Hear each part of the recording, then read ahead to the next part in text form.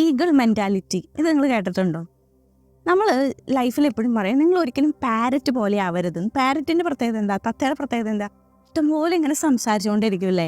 പക്ഷെ അത് കൂട്ടിലകപ്പെട്ടിരിക്കണ ഒരു കാര്യമായിരിക്കും അല്ലേ? ഒരുപാട് വലിയ വലിയ മാറ്റങ്ങളൊന്നും അതിന് കൊണ്ടുവരാൻ പറ്റില്ല. പക്ഷേ ഈഗിൾ അല്ലേ, ഈഗിൾ എന്ന് പറഞ്ഞാൽ എങ്ങനെയായിരിക്കും? അത് സൈലൻ്റ് ആണ്. സൈലൻ്റ് ആവണമെന്ന് മാത്രമല്ല, അത് അതിൻ്റെ ആക്ഷൻ ഇങ്ങനെ ചെയ്തുകൊണ്ടിരിക്കുമായിരിക്കും. നിങ്ങളുടെ ലൈഫിൽ ഈഗിൾ എന്ന് പറയുന്ന ആ ഒരു കാര്യത്തിൻ്റെ മെൻറ്റാലിറ്റി എടുത്താലാണ് നമ്മുടെ ലൈഫിൽ ഭയങ്കര സക്സസ് ആവുള്ളൂ. അതിന് ഈഗിൾ ചെയ്യുന്ന അല്ലെങ്കിൽ ഈഗിൾ മെൻറ്റാലിറ്റിയിൽ വരുന്ന 7 കാര്യങ്ങളാണ് ഇന്നിവിടെ പറയണത്. അതിൽ ആദ്യത്തെ സ്റ്റെപ്പ് എന്ന് പറഞ്ഞു കഴിഞ്ഞാൽ അതൊരിക്കലും it fly above the altitude എന്നാണ്. അത് മറ്റുള്ള പക്ഷികളുടെ ഒപ്പമല്ല അത് പറക്കുക. നിങ്ങൾ ശ്രദ്ധിച്ചിട്ടില്ല, ഈഗിൾ എപ്പോഴും അതിൻ്റെ മുകളിലായിരിക്കും ഇങ്ങനെ പറക്കുക. ഏറ്റവും ഉയരത്തിൽ നമ്മൾ പറന്ന് കാണുന്ന ഒരു പക്ഷി തന്നെയാണ് ഈഗിൾ എന്ന് പറഞ്ഞു കഴിഞ്ഞാൽ. അതൊരു പാരറ്റിൻ്റെ കൂടെയോ ഒരു പ്രാവിൻ്റെ കൂടെയോ പറക്കണം നമ്മൾ കണ്ടിട്ടില്ല അല്ലേ? അത് ഏറ്റവും ഉയർന്ന ഹൈ ഓൾട്ടിറ്റ്യൂഡ്. കാരണം അതിനറിയാം, അതിൻ്റെ കഴിവ് അതിനറിയാം. ഏറ്റവും മുകളിൽ എത്താനുള്ള കഴിവ് അതിനുണ്ടെന്ന് അതിന് സ്വയം അറിയാം. അതുകൊണ്ടാണ് അത് ഏറ്റവും ഉയരത്തിൽ പറന്നിട്ട് മറ്റുള്ള പക്ഷികളുടെ ഇടയിൽ അത് വരാത്തത്. ഇതുപോലെ ആയിരിക്കണം നമ്മുടെ ലൈഫിലും നമ്മൾ എന്ന് പറയുന്നു. നമുക്കറിയാം നമ്മുടെ ലൈഫിൽ നമ്മൾ ചുറ്റുമുള്ള ആളുകളുടെ കൂട്ടത്തിൽ എങ്ങനെയാണോ അതുപോലെ ആയിരിക്കും നമ്മളും അതിലൊരാളായി തീരുന്നത്. നമ്മൾ ഇഷ്ടംപോലെ പറഞ്ഞിട്ടുള്ള പ്രോവർബ്സ് ആണ്, അല്ലെങ്കിൽ ഇഷ്ടംപോലെ പറഞ്ഞിട്ടുള്ള കാര്യങ്ങളാണ്. അപ്പോൾ നമ്മൾ ഈ നേരോ മൈൻഡഡ് ആയിട്ടുള്ള ആൾക്കാരുടെ കൂടെ നമ്മൾ താമസിച്ചു കഴിഞ്ഞാൽ, അല്ലെങ്കിൽ നേരോ മൈൻഡഡ് ആയിട്ടുള്ള ആൾക്കാരുടെ കൂടെ നമ്മൾ ഇടപഴകി കഴിഞ്ഞാൽ എന്താ സംഭവിക്കുക? നമ്മൾ ആ ഒരു ഇതിലേക്ക് നമ്മൾ തരം താഴ്ന്ന് പോകും. അപ്പോൾ നമ്മൾ എന്ത് ചെയ്യണം?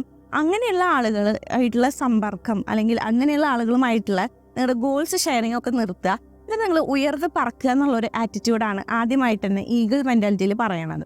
ഓക്കെ, രണ്ടാമത്തെ കാര്യം എന്ന് പറഞ്ഞു കഴിഞ്ഞാൽ eagle set A vision, far ആയിട്ടുള്ള വിഷൻ അത് സെറ്റ് ചെയ്യും. 5 കിലോമീറ്റർ മുകളിൽ നിന്ന് വരെ അത് ആ പക്ഷിക്ക് കാണാനായിട്ട് സാധിക്കും. ഇതുപോലെ ആയിരിക്കണം നമ്മുടെ വിഷൻ എന്നുള്ളത്. അതായത് ഒരു 5 വർഷം കഴിഞ്ഞാൽ അല്ലെങ്കിൽ 10 വർഷം കഴിഞ്ഞാൽ നിങ്ങൾ എവിടെ എത്തിച്ചേരണം എന്നുള്ളത് നിങ്ങളുടെ ആ വിഷൻ അത്രത്തോളം ദീർഘമാക്കണം അല്ലേ? അല്ലാതെ ഈ നെക്സ്റ്റ് ഇയർ അല്ലെങ്കിൽ ഒരു 5 മാസം കൊണ്ട് ഞാൻ എവിടെ എത്തും എന്നല്ല. ഭയങ്കരമായിട്ടുള്ള നിങ്ങളുടെ ലൈഫിൽ ഭയങ്കര വലിയ വിഷൻ തന്നെ നമ്മൾ വയ്ക്കണം. സ്മോളെന്നല്ല, വലിയ വിഷൻ തന്നെ വയ്ക്കണം എന്നാണ് ഈഗിൾ മെൻറ്റാലിറ്റിയിൽ അത് നമുക്ക് പഠിപ്പിച്ചു തരണത്. മൂന്നാമത്തെ കാര്യം എന്ന് പറഞ്ഞാൽ ദേ ആർ ഫിയർലെസ്. ആ ഒരു അതിൻ്റെ ഇരയെ കിട്ടാനായിട്ട് അത് ഫൈറ്റ് ചെയ്യും. അത് എങ്ങനെയാണെങ്കിൽ ഫൈറ്റ് ചെയ്യും. ബിഗ് ആവട്ടെ സ്മോൾ ആവട്ടെ, അതിൻ്റെ ഇടയിൽ പ്രശ്നങ്ങൾ വരികയാണെങ്കിൽ അത് ഫൈറ്റ് ചെയ്ത് അതിൻ്റെ ഇര അത് കൊണ്ടുപോകുക തന്നെ ചെയ്യും. ഇതുപോലെ ആയിരിക്കണം നമ്മളും. നമ്മുടെ ലൈഫിൽ ആ ഗോൾ എന്ന് പറയുന്നത് അതിന് ഇരയാണെങ്കിൽ നമുക്ക് ഗോളാണല്ലേ. ആ ഗോള് കിട്ടാനായിട്ട് നമ്മൾ എങ്ങനെയൊക്കെ ഫൈറ്റ് ചെയ്യണം. ചെറുതോ വലുതും ആയിട്ടുള്ള കുറേ പ്രശ്നങ്ങളും കുറേ സ്ട്രഗിൾസൊക്കെ വരും. പക്ഷെ അതൊക്കെ ഫൈറ്റ് ചെയ്ത് അതങ്ങോട്ട് നേടിയെടുക്കുക എന്നുള്ളതാണ് ഈഗിൾ മെൻറ്റാലിറ്റിയിൽ പറയുന്ന 3ാമത്തെ സ്റ്റെപ്പ്. 4ാമത്തെ കാര്യം എന്ന് പറഞ്ഞു കഴിഞ്ഞാൽ ദേ ആർ ടെനാസിയസ് എന്നാണ് പറയുന്നത്. അതായത് ഒരു കൊടുങ്കാറ്റൊക്കെ വരുമ്പോൾ അത് എക്സൈറ്റഡ് ആവും. കാരണം കൊടുങ്കാറ്റ് വരുമ്പോൾ ഈ പക്ഷി ചെയ്യാൻ എന്താണെന്നറിയോ? ആ ചിറക് അങ്ങനെ അങ്ങോട്ട് വയ്ക്കും. എന്നിട്ട് ആ സ്റ്റോമിൻ്റെ ആ ഒരു ഒഴുക്കിൽ ഇതങ്ങോട്ട് നിന്ന് പോവും. എന്നിട്ട് ആ മേഘത്തിൻ്റെ മുകളിൽ കൂടെ അത് വന്ന് നിൽക്കുകയാണ് ചെയ്യുന്നത് മഴ പെയ്യുമ്പോൾ. അപ്പോൾ എന്താ അവിടെ സംഭവിക്കണം? ബാക്കി കിളികളും ബാക്കി പക്ഷികളൊക്കെ ഒരു കൂട്ടിൽ ഒളിച്ചിരിക്കുമ്പോൾ, അല്ലെങ്കിൽ അവരവരുടെ സാമ്രാജ്യത്തിൽ പോയി ഒളിച്ചിരിക്കുമ്പോൾ കഴുകൻ അല്ലെങ്കിൽ ഈഗിൾ ചെയ്യുന്നത് എന്താണ്? ഈ പറയുന്ന ക്ലൗഡ്സിൻ്റെ മുകളിൽ പറക്കുകയാണ്, അല്ലെങ്കിൽ മുകളിൽ പോയി നിൽക്കുകയാണ് ചെയ്യണത്. അപ്പോൾ ആ പ്രശ്നമേ ഇല്ലാണ്ടായില്ലേ? അതിൻ്റെ താഴെ നിന്നാലല്ലേ ആ പ്രശ്നം ബാധിക്കുള്ളൂ. അതിൻ്റെ മുകളിലായിപ്പോയി. സക്സസ്ഫുൾ ആളുകൾ അല്ലെങ്കിൽ ഇങ്ങനെയുള്ള ആളുകൾ ചെയ്യുന്ന കാര്യവും അത് തന്നെയാണ്. പ്രശ്നത്തിൻ്റെ മുകളിൽ നിന്നുകൊണ്ട് പ്രശ്നം തീർക്കാനായിട്ട് ശ്രമിക്കും അല്ലേ? അപ്പോൾ അതൊരു ഭയങ്കര കൗതുകമായിട്ടുള്ളൊരു കാഴ്ചയാണ് ഈഗിൾ മെൻറ്റാലിറ്റിയിൽ വരണത്. അടുത്തൊരു കാര്യം എന്ന് പറഞ്ഞു കഴിഞ്ഞാൽ ഈഗിൾസ് ഒരിക്കലും ഡെഡ് അനിമൽസിനെ കഴിക്കില്ല. ചത്ത് കിടക്കുന്ന ജീവികൾ അത് കഴിക്കില്ല. അതെന്താ ചെയ്യുക? അത് കൊന്നു കഴിക്കുന്ന ആ ഒരു ഇരയെ മാത്രമേ അത് കഴിക്കുള്ളൂ. ഇത് നമ്മുടെ ലൈഫിൽ വരണത് എങ്ങനെയാണെന്ന് വെച്ച് കഴിഞ്ഞാൽ നമ്മുടെ പാസ്റ്റ് എന്ന് പറഞ്ഞ സംഭവം ഉണ്ടല്ലോ, ആ പാസ്റ്റ് അങ്ങോട്ട് വിടുക. നമ്മൾ എന്ത് ചെയ്യും? ആ ഒരു പാസ്റ്റിനെ മുറുകെ പിടിച്ചങ്ങോട്ട് ഇരിക്കും. എന്നിട്ട് അത് പ്രസന്റിലേക്കും പോകാൻ വയ്യ, ഫ്യൂച്ചറിലേക്കും പോകാൻ വയ്യ, ആ ഒരു സിറ്റുവേഷൻ ആയിപ്പോവും. അപ്പോൾ അതിനങ്ങോട്ട് വിടുക. എന്നിട്ട് അപ്പോൾ തന്നെ ഫോക്കസ് ചെയ്യുക. നിങ്ങൾക്ക് അപ്പം എന്ത് ചെയ്യാൻ പറ്റും? റൈറ്റ് നൗ നിങ്ങൾക്ക് എന്ത് ചെയ്യാൻ പറ്റും അത് നിങ്ങൾ ചെയ്യുക എന്നുള്ളതാണ്. അപ്പോൾ അതാണ് ഈ ഒരു ഈഗിൾ മെൻറ്റാലിറ്റിയുടെ നമ്മളെ കാണിച്ചിരുന്നൊരു പാഠം. അടുത്തൊരു കാര്യം എന്ന് പറഞ്ഞു കഴിഞ്ഞാൽ അതതിൻ്റെ കുഞ്ഞുങ്ങളുണ്ടല്ലോ, കുഞ്ഞുങ്ങൾ ഉണ്ടാവുമ്പോൾ ആ ഒരു സോഫ്റ്റ് ഗ്രാസ് അവർ ആ ഒരു നെസ്റ്റിൽ വയ്ക്കും, ആ കൂട്ടിൽ വയ്ക്കും. അത് അവരെടുത്ത് മാറ്റിയിടാൻ എന്താണെന്ന് വെച്ച് കഴിഞ്ഞാൽ ആ കുഞ്ഞു പക്ഷികൾക്ക് പിന്നെ പറക്കാതെ വയ്യ. കാരണം അല്ലെങ്കിൽ എന്താണ്, അവർ ആ ഒരു സേഫായിട്ട് ആ കൂട്ടിൽ തന്നെ ഇരിക്കും. അപ്പോൾ ഇത് നിർബന്ധിതമാവുകയാണ് ചെയ്യുന്നത്. ആ ഇതിലിരിക്കാൻ പറ്റാണ്ട് അവയ്ക്ക് പറക്കേണ്ട ഒരു അവസ്ഥ വരികയാണ്. ഇത് സൂചിപ്പിക്കുന്നത് നമ്മുടെ കംഫർട്ട് സോൺ ബ്രേക്ക് ചെയ്ത് വരിക എന്നുള്ളതാണ്. ആ കംഫർട്ട് സോൺ ബ്രേക്ക് ചെയ്ത് വരുമ്പോൾ നമ്മൾ കാണാത്ത ലോകം, കാണാത്ത എന്താ പറയുക ഭാഗ്യങ്ങളൊക്കെ അല്ലെങ്കിൽ ഓപ്പർച്യൂണിറ്റീസ് നമ്മളെ തേടി വരും. അപ്പോൾ കംഫർട്ട് സോണിൽ ഇരിക്കുന്നവരാണ് നമ്മളെങ്കിൽ അതിൽ നിന്ന് പുറത്ത് കിടക്കുക എന്നുള്ള പാഠം ഈ ഒരു ഈഗിൾ മെൻറ്റാലിറ്റിയിൽ നിന്ന് നമുക്ക് പഠിക്കാനുള്ളതാണ്.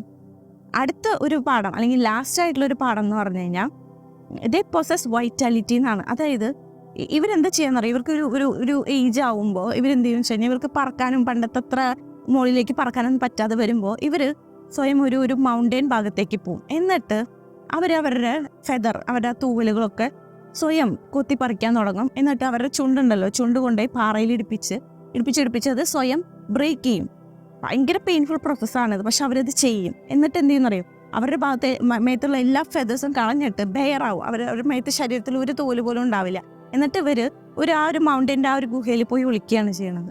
ഒളിച്ചിരുന്നിട്ട് ഈ ഫെദറുകൾ പൊടിക്കാൻ തുടങ്ങും. പൊടിച്ച് പഴയതിലും കൂടുതലായിട്ട് വരുമ്പോൾ ഇവ പുറത്തിറങ്ങും. ആ പുറത്തിറങ്ങിക്കഴിഞ്ഞാൽ ഇവർക്ക് കഴിഞ്ഞ ആ ഫെദറിനേക്കാൾ കൂടുതൽ 10 മടങ്ങ് ശക്തിയോടെയും വേഗതയോടെ പറക്കാൻ പറ്റുമെന്ന് പറയുന്നത്. അപ്പോൾ ഇത് സൂചിപ്പിക്കുന്നത് എങ്ങനെയാണെന്ന് വെച്ച് കഴിഞ്ഞാൽ നമ്മുടെ ബാഡ് ഹാബിറ്റ്സ് അല്ലെങ്കിൽ നമ്മുടെ ഓൾഡ് ഹാബിറ്റ്സ് ഉണ്ടല്ലോ, അതിൽ പെട്ട് കിടക്കുകയായിരിക്കും നമ്മൾ. അതൊക്കെ നമ്മൾ നുള്ളിപ്പറക്കി എറിഞ്ഞ് പുതിയൊരു ഹാബിറ്റിലേക്ക് വരിക എന്നുള്ളതാണ്. ആ പുതിയ ഹാബിറ്റ് വരുമ്പോൾ എന്ത് ചെയ്യും, നമ്മൾ പുതിയൊരു ലൈഫിൽ ലൈഫ് ചേഞ്ച് ആവാൻ തുടങ്ങും. അല്ലെങ്കിൽ നമ്മുടെ ലൈഫിൽ ഭയങ്കര ഇമ്പോർട്ടൻ്റ് ആയിട്ട് ആ ഹാബിറ്റ്സ് മാറാനായിട്ട് തുടങ്ങും. അപ്പോൾ ഈ പറയുന്ന 7 മെൻറ്റാലിറ്റി, ഈഗിൾ മെൻറ്റാലിറ്റി കൃത്യമായി നമുക്ക് നോക്കിയാൽ നമ്മുടെ ലൈഫും അതും തമ്മിൽ കണക്ട് ചെയ്യാനായിട്ട് പറ്റും. ഓക്കെ, ഇന്ന കാര്യങ്ങളാണ് ആ ഈഗിൾ എന്ന് പറഞ്ഞാൽ, അല്ലേ, യൂണിവേഴ്സ് എന്ത് സുന്ദരമായിട്ടാണ് നമുക്ക് പറഞ്ഞു തരുന്നത് ഓരോ ക്രിയേച്ചേഴ്സിലൂടെ, അല്ലേ. അപ്പോൾ ആ പറഞ്ഞ കാര്യങ്ങളൊക്കെ നമ്മളും നമ്മുടെ ലൈഫിലേക്ക് ഒന്ന് പ്രാവർത്തികമാക്കാൻ നോക്കി കഴിഞ്ഞാൽ നമ്മൾ സക്സസ് ആയി. ഇതിൽ പരം വേറെ ഒന്നും ഇല്ല, അല്ലേ. എല്ലാ കാര്യങ്ങളും നമ്മൾ പറഞ്ഞു അതിൽ. ഓക്കെ, അപ്പോൾ ഈ പറയുന്ന ഈഗിൾ മെൻറ്റാലിറ്റി നിങ്ങൾക്ക് എല്ലാവർക്കും ഇഷ്ടപ്പെട്ടു എന്ന് വിചാരിക്കുന്നു. അടുത്ത വീഡിയോ ഇട്ടാൽ this is Joshy Menon signing of.